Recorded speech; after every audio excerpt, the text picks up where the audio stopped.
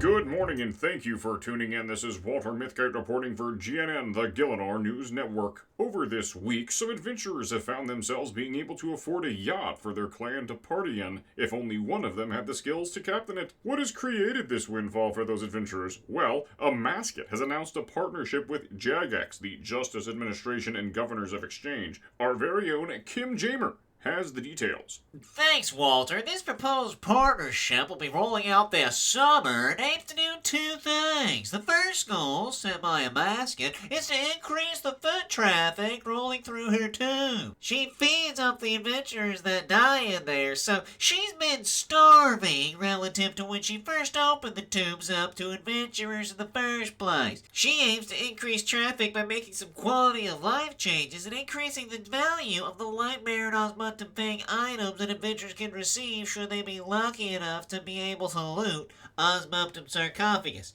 The increased value of these items is brought about in two ways. First, a mascot will be making these items more rare, and second, this is the partnership with Jagex, is coming in the form of using tax revenue to remove Osmumten's Fang and Lightmares from circulation. A mascot so far has a few proposed methods for making the items more rare. First, she could swap the rarity of Osmumten's Fang and the Lightmare with the Eladina's Ward. Her other proposal was reducing the chance to loot the sarcophagus at higher invocations, and the last proposal she shared was reducing the chance to loot the sarcophagus at all invocations. Whatever route she chooses to go, Walter, speculators have already caused the price of the Osmumten's Fang to triple from around 9 million coins to almost 30 million coins. Since its peak, the Fang did drop back down to 22 million coins where it sits as of this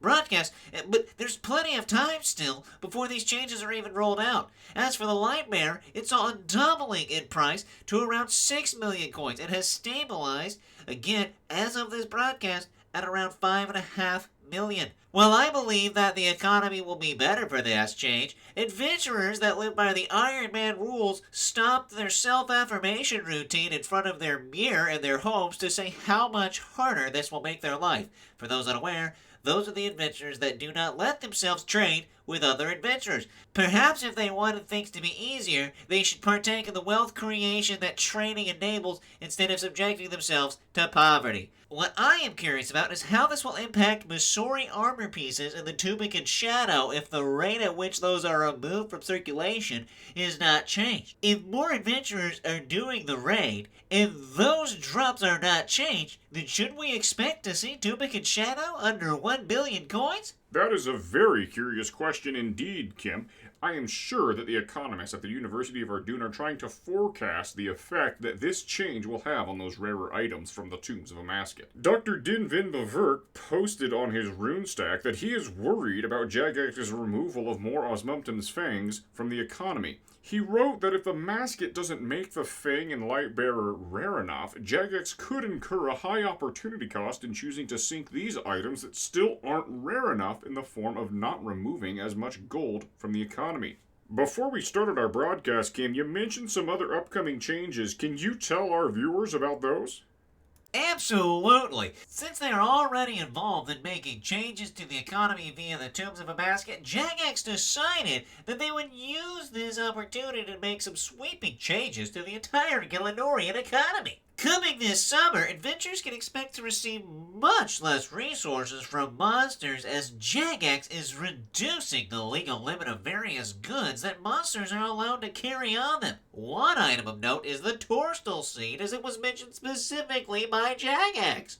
Due to this focus, Torstal Seeds have almost tripled in price. This summer will surely make or break the portfolio of many adventurers. Remember this, folks, you only make a loss if you sell. Or at least you can tell yourself that as you cope and ignore the concept of opportunity cost. Back to you at the desk, Walter. Thank you, Kim. While those changes are lined up for the summer, Jagex did make some changes that are rolling out today with the Bank of Gielinor clerks. At the Grand Exchange window, the clerks will now enable their clients to modify offers more quickly. Offers can also be repeated at the Grand Exchange more quickly, as clerks now have an option to automatically set up previous offers. In other news, skilled lumberjacks have been pleasantly surprised by gout tubers appearing more frequently. When we asked how they found out about this, they mentioned that they had a message from Mercalli on their comm orb letting them know that Tai Bwo Wannai village started fertilizing the soil surrounding their village. Curious about this change, we reached out to Mercalli for comment. He sent us the following voice recording. The days are over for no one staying at the Tai Bwo Wannai Hotel and Resort. We are trying to bring the adventurers back. Being that they fetch a high price of over 500,000 coins on the Grand Exchange, we figure that the adventurers will make their way out to hunt for gout tubers if they were more common. So, I headed over to Osrs, bought some fertilizer, and those gout tubers are shooting out of the ground. If the spiders and snakes kept you away in the past, the adventurers more skilled with the axe also happen to be more skilled with their battle axe as well. So, simply cower in fear behind them as they clear out those pests. Speaking of pests, my neighboring tribesmen and brutal victims that ambushed the visitors,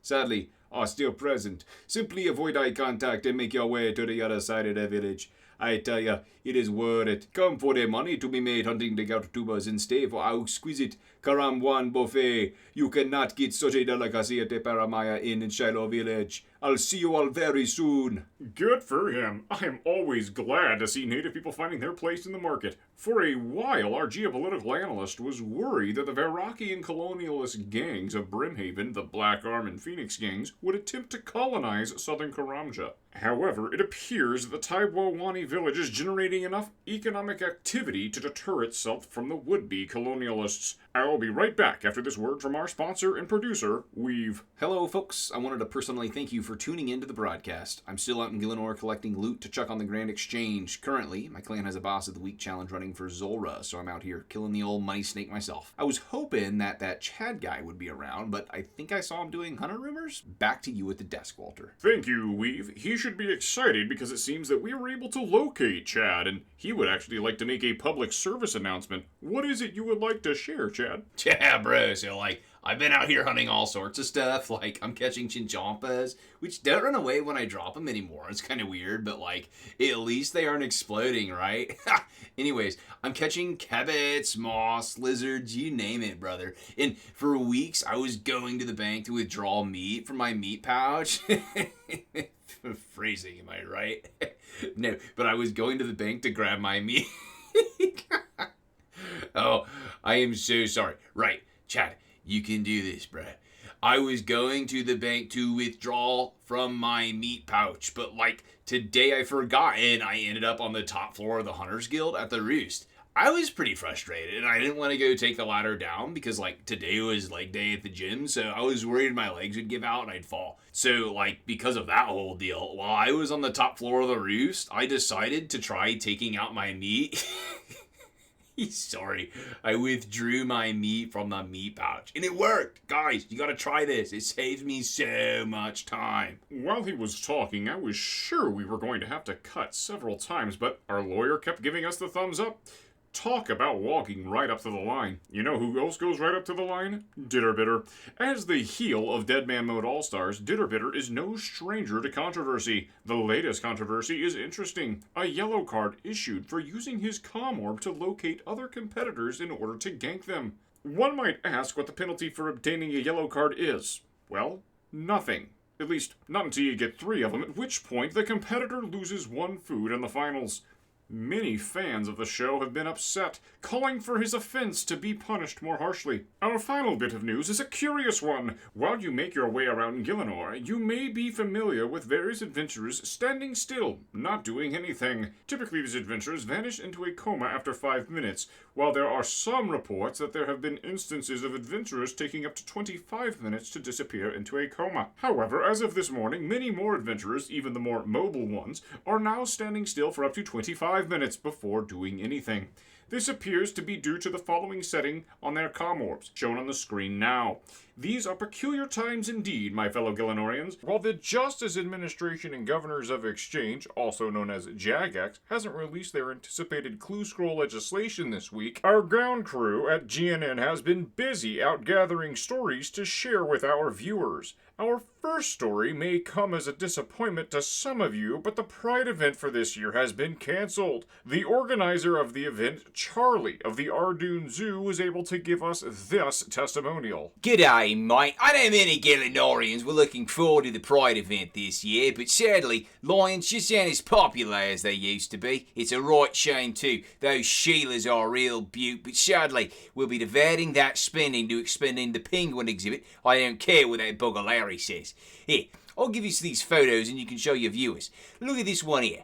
Most of you at home have probably seen this one before, the Shoikahon, which is the immortal beast of Karamja. Some folks report using poison to be the trick to bringing this fellow down. Some more seasoned adventurers may know the Growler, one of the bodyguards of Commander Ziliana. If you thought lions were exciting enough already, this one has a magical growl that deals magic damage to its foes. Gielinor also has some part lion animals, like the Sphinx and Sophanum in the Manicore of the Forest Coliseum. Full-blown lions appeared on Gielinor around 10 years ago, but they have not been seen since they disappeared. It was a very curious situation.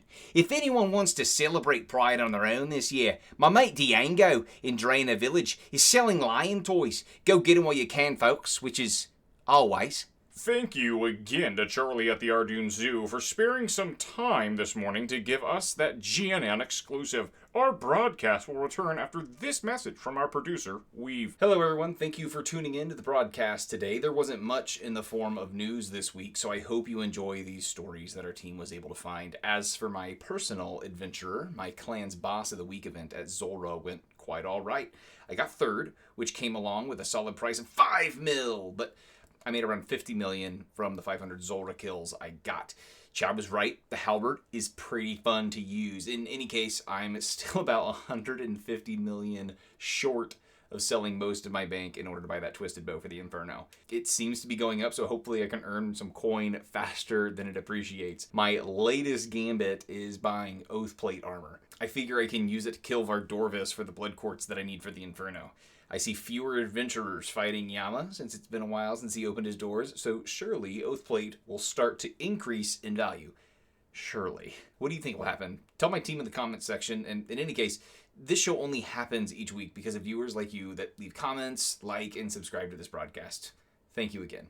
Back to you at the desk, Walter. Thank you, Weave. Our next story is one of sadness. Count Check, giver of XP lamps to those that hate agility and runecraft, says that he has lost his entire life savings. He is live with us now outside of his brother's house, Draenor Manor. Count Check, we are so sorry to hear about this. What happened? Thank you for your condolences, Walter. I invested everything into the Aetherune market this week and it crashed. I lost everything. My house, my wife, my kids. Whoa. Slow down, buddy. How did you lose your house? I needed more capital to buy Aetherune, so I took out a loan against my home. With my Aetherune value wiped out, I will never be able to make the monthly payment. Thankfully, my brother, Count Draenor, hasn't been staying at his manor for years, so I will be able to lay my head in his coffin for now. Well, Count Check, that's because your brother has been dead for 13 years, and honestly, I am surprised no one's moved in to take his coffin already. Anyways, that is beside the point. What is this about your wife and kids? Yes, Walter, I cannot stand being a brokey around my children. I have told my wife to leave me and take the kids to her parents at Darkmire. Who wants to be around a loser like me? How can I tell my kids we lost our house because of my investment strategy that didn't pay off? I followed the advice of the expert I follow on RuneTube. I put all of my capital into one asset. Who could have seen this coming? My wife can take the kids to her parents in Darkmire. Do you have any idea what it is going to be like to grow up in Darkmire? Adventurers are constantly stealing from you and the guards can't do anything. Some adventurers just sit there with their eyes glazed over killing the guards. I swear to you, Walter, the adventurers that are killing the guards have nothing going on in their brain. I swear I see adventurers drooling with blank stares. One time, a blood shard dropped, and the adventurer didn't even pick it up. He was so checked out. That is no place to raise a kid, Walter, and it is still better than having to grow up with a loser like me as your father. Check, slow down. We just got a message from your wife, and she says, quote, Please tell Czech to come home. Aether runes are only down 30% from where we bought in, so we have plenty of value left to liquidate and pay off the HELOC he took out. He lost some money on the Grand Exchange, and he's been very temperamental. I am more upset with how obsessed he is with trying to be an investor. Leading up to this money being lost, he was obsessed at looking at his investment performance on his comm orb. The kids haven't gotten to play with their dad in weeks. Czech, we love you, sweetie, and we will be waiting for you at my mom's house in Darkmire when you are ready. Unquote.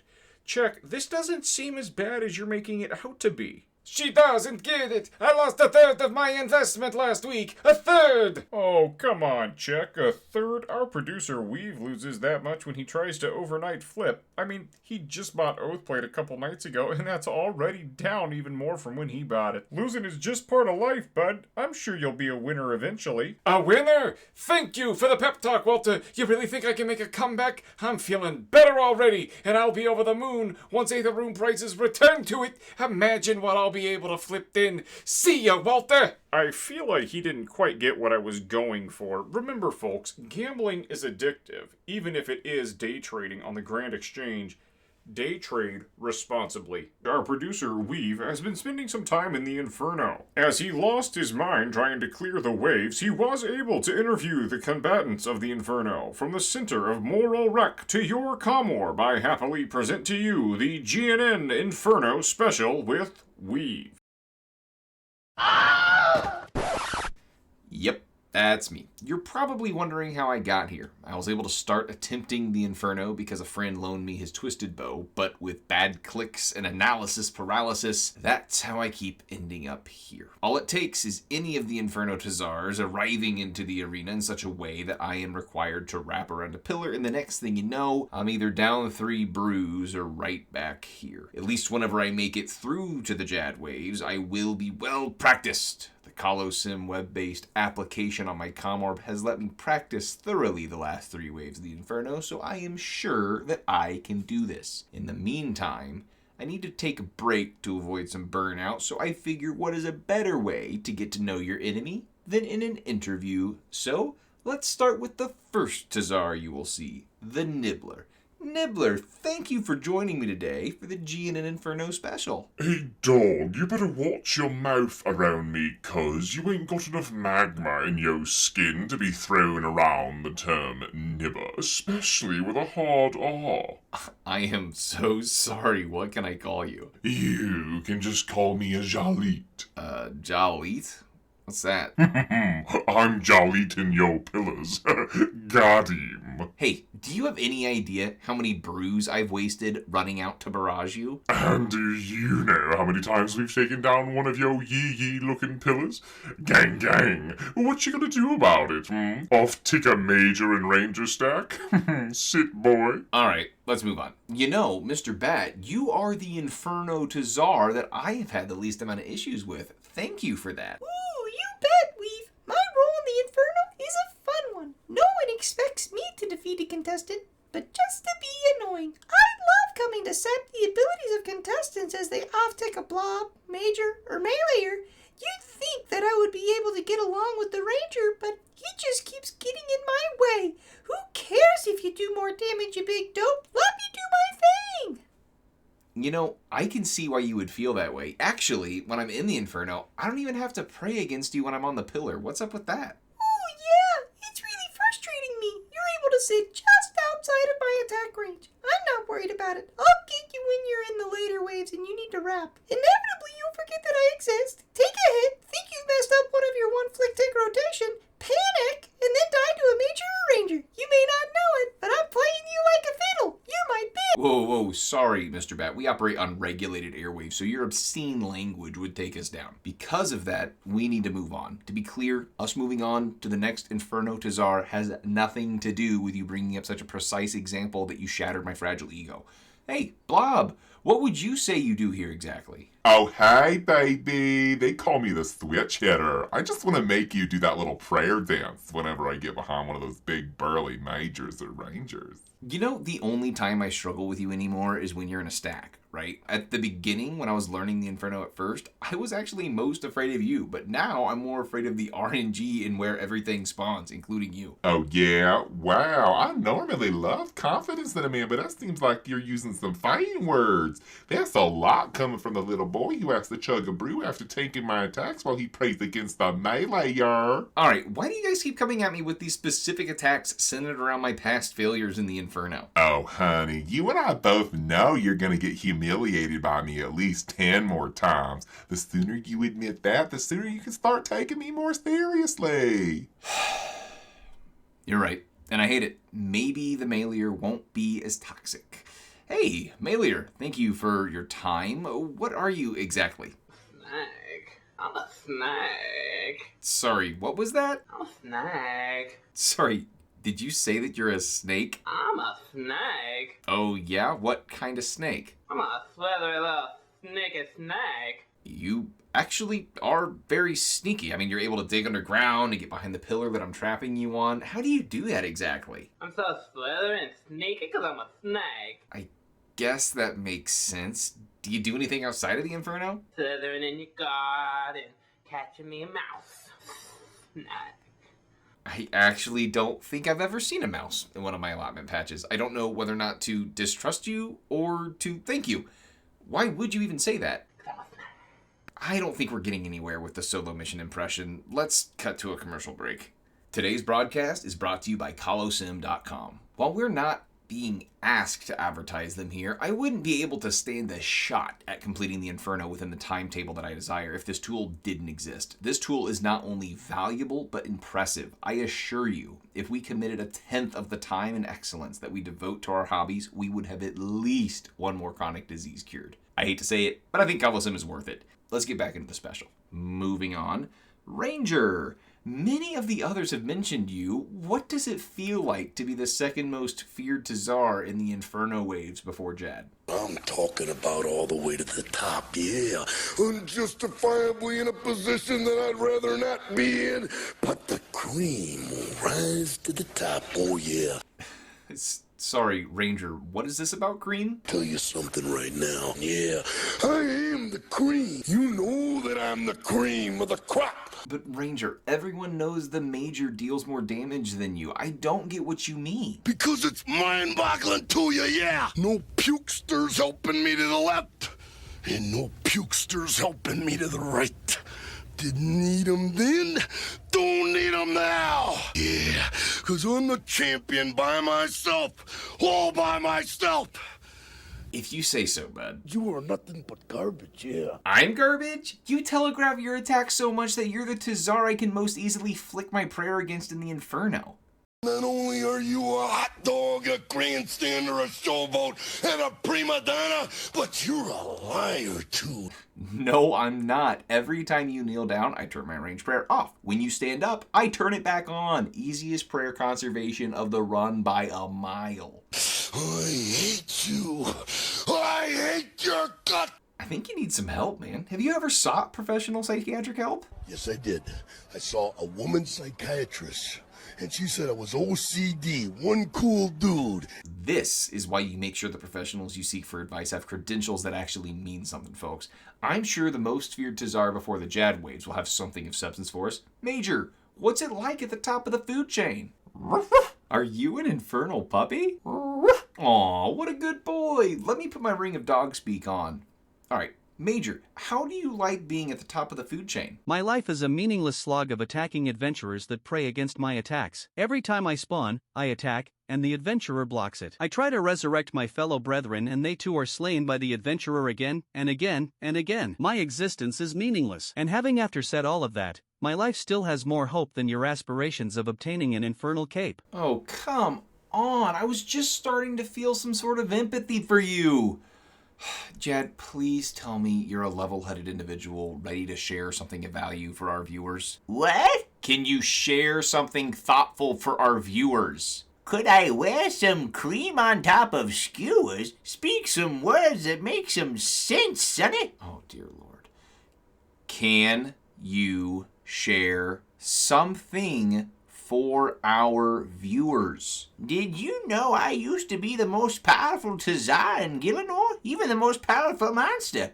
People used to come into my fight caves with crystal bows. Flicking which prey you had over your head wasn't even a thing. The lava cape that adventurers got was seen as the crowning accomplishment at the time. Ever since those nibblers hit the scene with the rest of these hooligans, no one cares for old Jad anymore. I tell you, that Zuck fellow is a...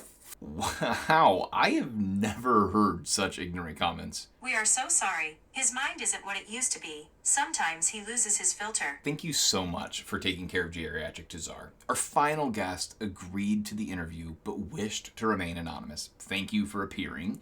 As you may or may not be the final boss of the Inferno, do you have any tips for adventurers looking to obtain the cape? I appreciate your flattery, but you make the number one mistake that all adventurers make. I am but a caricature of your conquest. It may seem like I am attacking you, but I aim only to attack the shield. You only get hit by me because you are not where you are supposed to be. Many do not even make it to face me.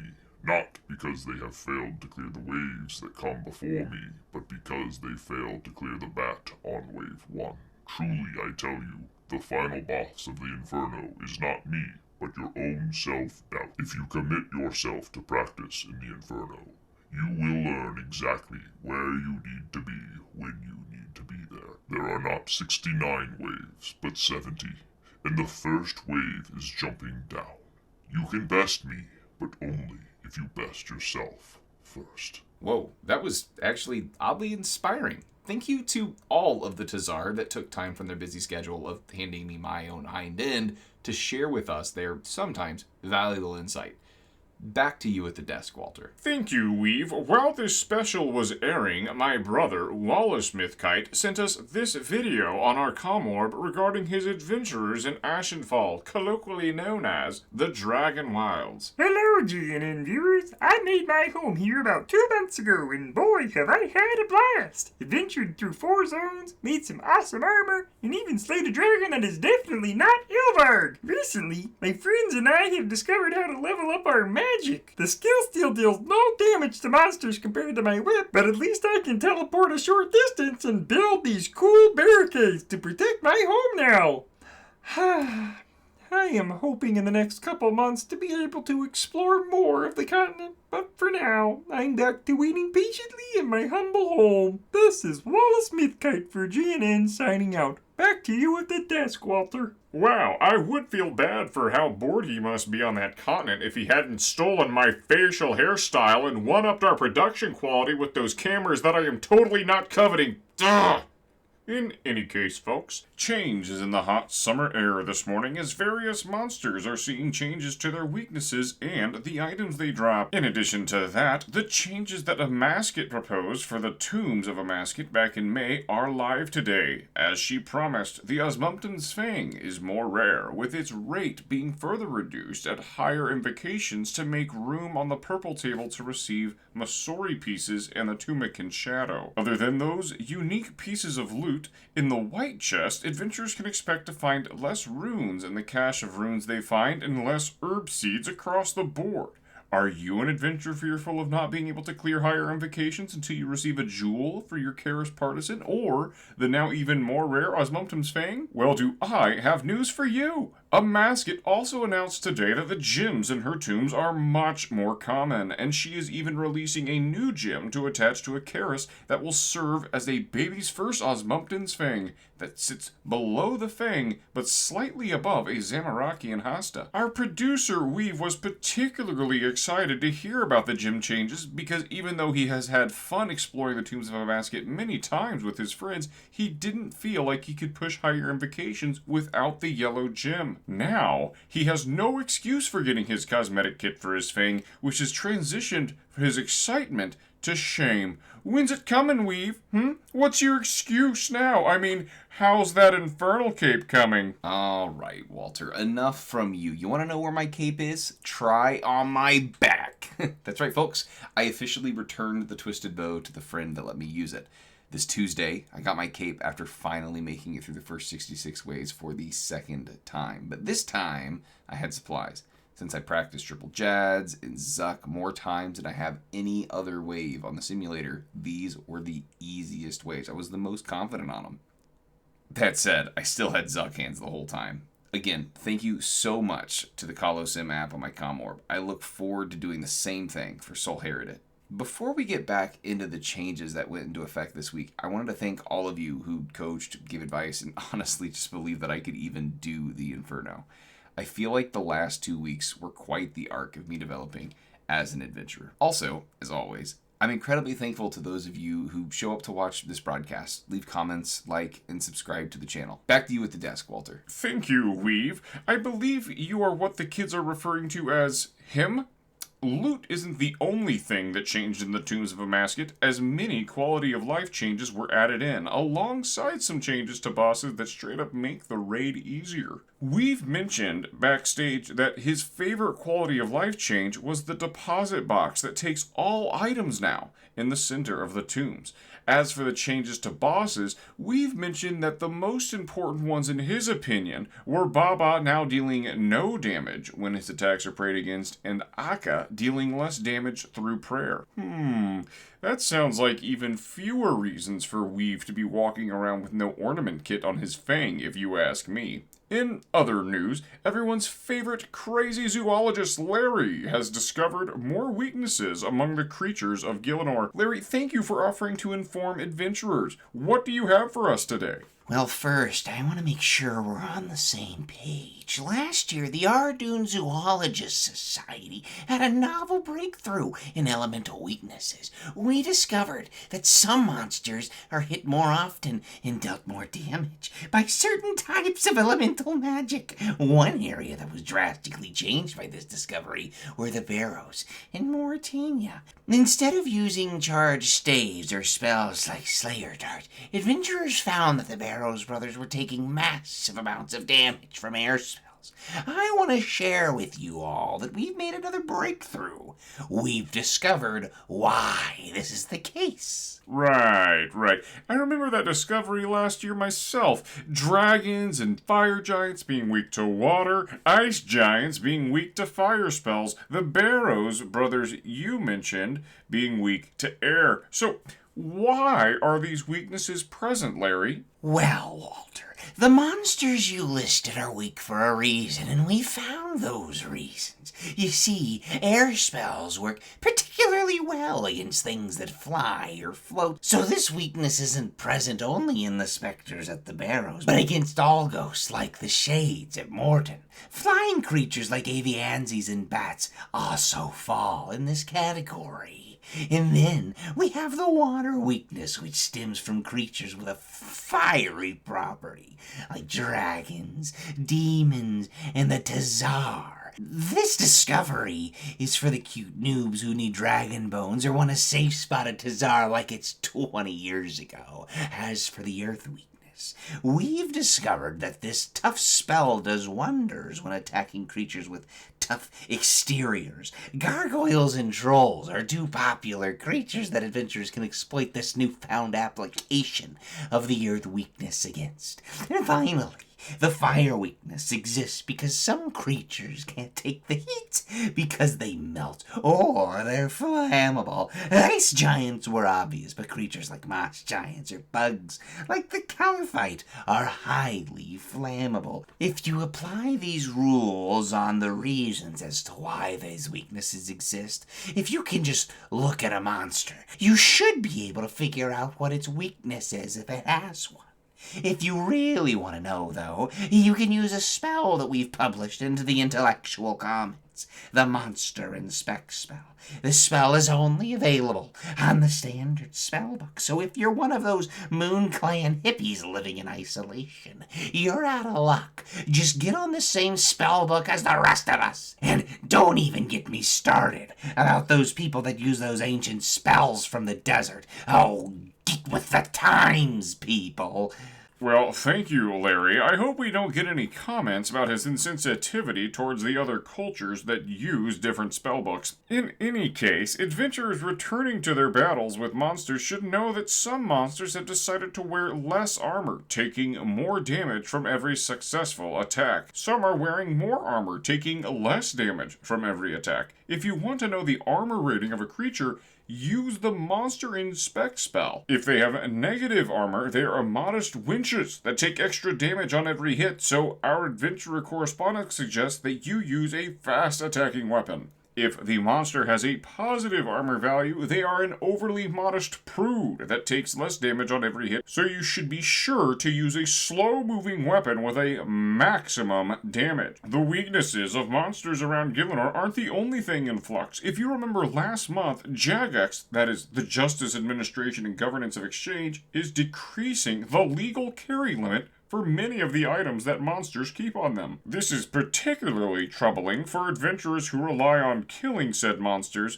in order to get those items themselves. We ask one Jagex enforcement officer what this is all about. He's live with us now. Guard Tresnor, thank you for taking your time to tell our viewers about this change. Yeah, well, I'm just a B-cop, you know. I don't know too much about those backroom deals that the high-ups at Jagex are making, but I tell you, I think they're trying to help out the skillers. I mean, one group of items that were hit pretty high by these carry limits were herbs and herb seeds, you know? Like, I remember back in the day when Torstal seeds were like over 50k, and now my cousin, Farmer Fred, can buy a whole herbs run at Torstal seeds for that much, you know? And like, then there's the Wildy boys, Vetty, Vinny, and Callie that decided they were gonna keep printing gems into existence. Yeah, Jagex nixed that with the carry limits today. Honestly, I think Jagex is catering to them dwarves in Kildegrim. Who cares if we have more gems? I mean, the dwarves at the consortium, obviously, but it made trading crafting super cheap for a bunch of adventurers. But hey, maybe that's not something that Jagex wants you to know. I just work here, man. Of course the Runecraft Union was able to get carry limits in favor for them. I mean, Death Runes, Chaos Runes,